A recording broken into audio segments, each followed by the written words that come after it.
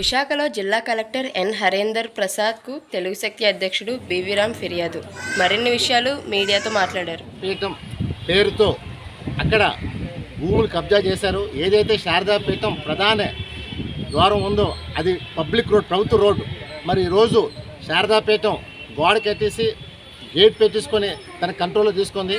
దీనిపైన కలెక్టర్ గారికి ఇప్పుడు ఫిర్యాదు చేయడం జరిగింది. మేము ఒకటే కోరాం, అక్కడ గడ్డ పైన కూడా గోశాలు నిర్మించారు, రూములు కట్టారు. తనని కాని భూమి నన్ను ఏం చేస్తారని చెప్పి శారదాపీఠం అధినేతగా ఉన్న స్వరూప సరస్వతి ఏదైతే ఎస్ఎన్ పాల్గా మార్చామో అతని అక్రమాలు అంతేందా కాదు. గత ప్రభుత్వం జగన్ ప్రభుత్వంలో హిందూ మతం పేరు చెప్పుకొని ఆయన భీములో 10 ఎకరాల భూమి పొందారు. అలాగే తిరుమల తిరుపతి క్షేత్రంలో కూడా భూమి పొందారు. మరి ఇలాంటి దొంగ స్వామికి, దొంగ పీఠానికి ఏ రకంగా భూములు ఇచ్చారో అర్థం కావట్లేదు. అతను దయచేసి ప్రభుత్వం వెనక్కి తీసుకోవాలని చెప్పి మేము కోవడం జరిగింది.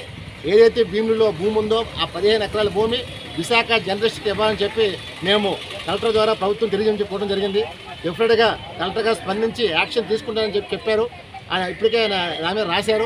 దాని డెఫినెట్గా శారదాపీఠం బాగోతాలు కథలుగా ఉన్నాయి.